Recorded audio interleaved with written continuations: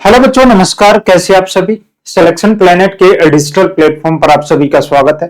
प्यारे बच्चों, ये छोटी सी वीडियो मेरे उन सभी बच्चों के लिए जो लगातार व्हाट्सएप के ऊपर जो नंबर है अपने, उनके ऊपर लगातार मुझे मैसेजेस कर रहे हैं और उनका जो डाउट्स है वो केवल एक है ना। क्योंकि जब से ये कैंसिलेशन का नोटिस आया है उसके बाद से लगातार, क्योंकि जब एक बच्चा मेहनत करता है, एग्जाम देता है और जब रिजल्ट का और एग्जाम अच्छा हो जाता है और उसको लगे पूरी संभावना कि हाँ मेरा अब की बार सरकारी नौकरी में सिलेक्शन हो जाएगा, तो उसके बाद अगर उसके साथ उस सपने के साथ कुछ भी गलत होता है तो बच्चा उस चीज को जल्दी से एक्सेप्ट नहीं करता है, ठीक है ना। और ऐसे डाउट्स बनना लाजमी हो जाता है।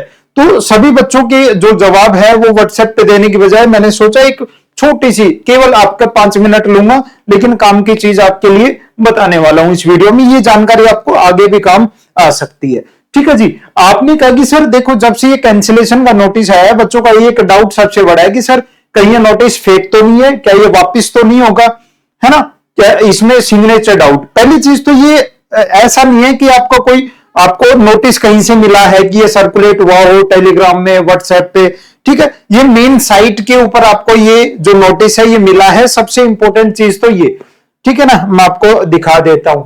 सबसे जब आप एनिमेस की साइट ओपन करते हो तो आपका ये वाला कैंसिलेशन का नोटिस है, ये वाला आपका क्या है, कैंसिलेशन का नोटिस है, ठीक है जी। ये इस कैंसिलेशन का नोटिस को आपने कई बार देख लिया होगा, काफी बार। और आपका एक डाउट बनता है कि सर जब इस नोटिस को हम पढ़ते हैं तो नीचे पता चलता है कि यहां पर क्या नहीं है, कोई भी साइन नहीं है किसी का भी। क्या नहीं है, साइन किसी का भी नहीं है। ये डाउट आपका भी होगा। जैसे कि मैं और कोई दूसरा नोटिस देखूं, जैसे मैं ये वाला मैथ्स हेल्पर का जो स्किल टेस्ट का जो शेड्यूल आया था, ये दूसरा जो नोटिस है, इसके ऊपर आप देखोगे नीचे जाके तो पता चलेगा आपको क्या बच्चे, कि यहां नीचे कि इसको किसने, डेप्यूटी कमिश्नर, और डेप्यूटी कमिश्नर कौन है, गिरीश कुमार हैं, ये आपको पता है। आपने कहा सर यहां देखो उनके साइन है, क्या है, उनके साइन है। और फिर इस नोटिस को साइन करवाने के बाद क्या किया गया, अपलोड किया गया। क्या किया गया, अपलोड किया गया, ठीक है ना। आप ध्यान से देख लेना, डेप्यूटी कमिश्नर कौन है, गिरीश कुमार हैं, उनके क्या है, ऊपर साइन है। अच्छा, दूसरा कोई नोटिस इन्हीं का 12/9/2025 का स्किल टेस्ट है, किसके लिए, ये इलेक्ट्रीशियन कम प्लम्बर के लिए है ना। और इसमें भी आप देखोगे तो नीचे जाके आपको पता चलेगा, यहां से ये नीचे देखो सेम चीज है, डेप्यूटी कमिश्नर गिरीश कुमार, और यहां पे आपको मिलेगा क्या, साइन। जबकि अपना वाला जब नोटिस हम देखते हैं तो इसमें क्या है, डेप्यूटी कमिश्नर कौन है, गिरीश कुमार है। ये देखो एनवीएस में ये चीजें वो नहीं है कि पहली चीज तो एक कमी इस नोटिस में ये है कि यहां पर एक तो उनका नाम मेंशन होना चाहिए, जो गिरीश कुमार जी हैं ये नाम लिखा होना चाहिए पहली चीज यहां। लेकिन चलो ये नाम नहीं लिखा इन्होंने, ठीक है, क्योंकि पता है डेप्यूटी कमिश्नर कौन है, गिरीश कुमार है, ठीक है। लेकिन यहां ये जो आजकल एक एसडी वर्ड जो लिखा होता है ना बच्चे, ये जो एसडी वर्ड होता है, इस एसडी वर्ड ये एक तरीके का साइन ही होता है आजकल, जहां आपको जानकारी आगे भी काम आएगी, है ना। ये चीज आपको पता होनी चाहिए। जब आप गवर्नमेंट इंप्लॉय बन जाओगे वहां के बाद फिर ये चीजें आपके काफी काम आनी है। एसडी का मतलब ये होता है कि आप साइन नहीं दिखेंगे यहां पे आपको, एसडी अगर लिखा हुआ है तो, लेकिन आपको ये मान लेना है कि ये जो डॉक्यूमेंट है ये एसडी अगर लिख दिया तो नीचे जो ये व्यक्ति है डेप्यूटी कमिश्नर, ये जो ऊपर जो नोटिस है इस चीज के लिए ये क्या है, जिम्मेदार है आपका, यही क्या है, जिम्मेदार है। ये आजकल एक सिग्नेचर ना करके ये एसडी लिखने का मतलब यही होता है आजकल। तो आपको ये नहीं समझना है कि यहां कोई सिग्नेचर नहीं है तो सर ये नोटिस फेक है क्या, ना। पहली चीज तो ये मेन साइट के ऊपर नोटिस है आपका, ऐसा नहीं है कि आपको कहीं से टेलीग्राम से ये चीज मिली हो, ठीक है ना। तो ये एसडी का मतलब ये होता है, देखो आप गूगल पे भी सर्च कर सकते हो, हालांकि हमारा तो डेली का आमना सामना होता है इन ऐसे नोटिस से, है ना, क्योंकि बहुत सारे नोटिस सर्कुलेट होते हैं दिन में हमारे विभाग में, पंचायती राज जिसमें मैं काम करता हूं, तो ये चीज नॉर्मल सी चीज है, ठीक है ना। तो यहां पर आप देख सकते हो, जैसे आपने सर्च किया क्या कि एसडी का मतलब क्या है, एसडी का मतलब यही होता है, जो आधिकारिक पत्रों में एसडी का मतलब होता है साइंड या हस्ताक्षरित, जो उस व्यक्ति के हस्ताक्षर को इंगित करता है जिसने दस्तावेज को क्या किया हो, सत्यापित किया हो, ये वास्तविक अक्षर। इसके एसडी लिखने का मतलब ये है कि ये जो व्यक्ति जो है, जो ये डेप्यूटी कमिश्नर है, ये इस नोटिस के लिए क्या है, जिम्मेदार है। बाद में साइन करवा लेंगे उससे, वो साइन करवा के रख लेगा एनवीएस अपने पास। हो सकता है उस समय ये अवेलेबल ना हो साइन करने के लिए, है ना। तो एसडी का मतलब लिख देने से इतना मतलब होता है कि ये जो नोटिस है उसके लिए जिम्मेदार अगर कोई है तो वो डेप्यूटी कमिश्नर ही है। ठीक है जी।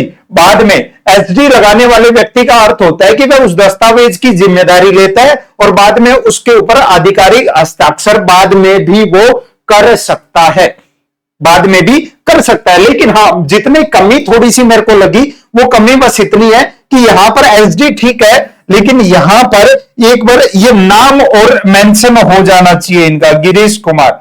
लेकिन आप कहोगे सर गिरीश कुमार जी तो हैं डेप्यूटी कमिश्नर, तो ये जिम्मेदारी उन्हीं की है एक तरीके से, है ना। तो एसडी बस ये नाम, बाकी सिग्नेचर आपको लगे कि गिरीश कुमार के जी के जैसा सिग्नेचर हम नहीं कर सकते, है ना। चलो जी, ये ऐसे सिग्नेचर करते हैं, गिरीश कुमार जी हैं, गिरीश GIREESH, ठीक है, ये ऐसे करते हैं। लेकिन एसडी लिख दिया तो इसका मतलब यही है कि ये सिग्नेचर ही है। तो इस चीज के चक्कर में ज्यादा आप लोग अपना दिमाग ना खपाओ। बहुत सारे मैंने कमेंट्स देखे हैं वीडियोज के नीचे भी, ये चीज सर सिग्नेचर नहीं है, सिग्नेचर नहीं है। अरे एसडी का मतलब यही होता है। तो पहली चीज तो ये जो लेटर है आपका, ये नोटिस है, ये आधिकारिक है, ये कोई फेक या वायरल नोटिस नहीं है ना। उसके बाद ज्यादा डाउट बनते हैं बच्चों के कि सर जो हमारा एग्जाम है, पहली चीज री एग्जाम होगा या नई वैकेंसी होगी। हम आपने बहुत सारी वायरल जो वो रिकॉर्डिंग्स हैं, वो प्रूफ नहीं है इस चीज का कि नई वैकेंसी आएगी। ये चीज जब आधिकारिक तौर पर इस चीज के रिगार्डिंग कोई अपडेट मिलेगी, नोटिस डाला जाएगा, तो ये आपको मानना है। बाकी ऐसे केसेस में जहां जो कोई वैकेंसी है, किसी पोस्ट के लिए कैंसिल की जाती है किसी भी कारणवश, तो पहला जो ऑप्शन होता है वो री एग्जाम का होता है। और अभी तक एनवीएस ने ये क्लैरिफाई नहीं किया है कहीं पे भी ऑफिशियल नोटिस डाल के, लेटर डाल के कि न्यू वैकेंसी होगी। तो अभी टेंशन लेने की जरूरत आपको नहीं है। मैं ये नहीं कर रहा कि मैं मना कर रहा हूं कि नहीं नई वैकेंसी आएगी, ऐसा ही होगा, री एग्जाम नहीं होगा ना, ठीक है। वो आपको इंतजार करना ऑफिशियल नोटिस का। जब तक वो ना आ जाए आप मान के चलो आपका री एग्जाम होगा, ठीक है। और अगर वो नई वैकेंसी भी निकालते हैं तो उसके बाद मैंने आपको पिछली वीडियो में बिल्कुल क्लियर बता दिया था कि उनको पुराने बच्चों को उनको फीस से रिलेटेड कोई ना कोई गाइडलाइन जारी करनी पड़ेगी जो पुराने बच्चे हैं। और दूसरी सबसे इंपॉर्टेंट चीज क्या मेरे बच्चे, आप कहोगे सर जो ओवर एज हो गए हैं बच्चे, उनके लिए उनको रिलैक्सेशन उसमें करना पड़ेगा, डेफिनेट 100% करना पड़ेगा, ठीक है। इस चीज को आप याद रखना।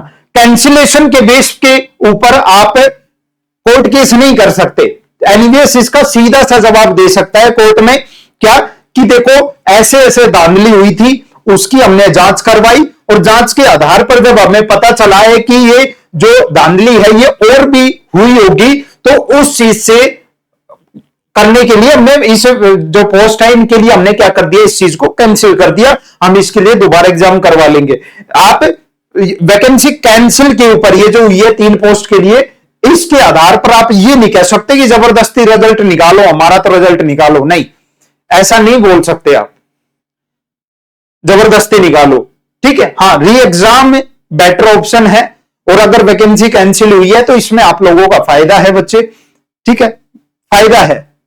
आप कहोगे सर फायदा क्यों बोल रहे हो, क्योंकि अगर कैंसिल हुई है तो इसके पीछे बड़ी वजह है, यानी जो ये एनवीएस को भी उस रिपोर्ट के बाद ऐसा लगा होगा कि नहीं ये जो धांधली हुई है ये ज्यादा बड़े स्तर पर हुई है और रिजल्ट निकालने से अच्छा है इस चीज को कैंसिल करके हम दोबारा करवा ले, है ना। बाकी जो वो रिकॉर्डिंग्स के अंदर आप सुन रहे हो कि नहीं हमने तो एक बार करवा लिया, ये ऑफिशियल बातें नहीं है, ये ऑफिशियल बातें नहीं है बच्चे, ठीक है।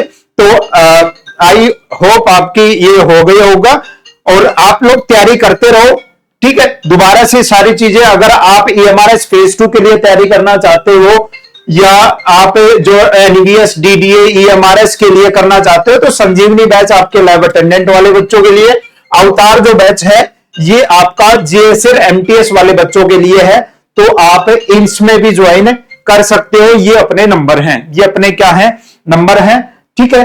एजुकेशन प्लेनेट इंस्टीट्यूट के नाम से अपनी ऐप है। जिन बच्चों को लगे तैयारी करनी है वो हमारे साथ जुड़ सकते हैं। ये दोनों बैच न्यू हैं और इनमें जो क्लासेज है वो स्टार्ट होने वाली हैं, ठीक है। तो आप इनमें जुड़ सकते हो। बाकी एमसीक्यू सेशन हम चलाएंगे।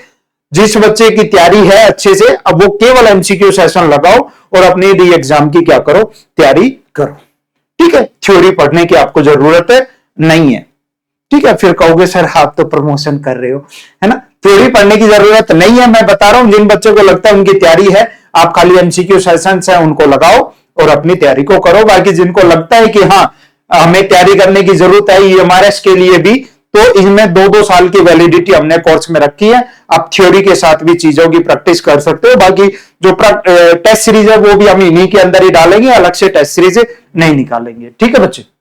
तो ये आप ज्वाइन कर सकते हो। जय हिंद, मिलते हैं नेक्स्ट सेशन।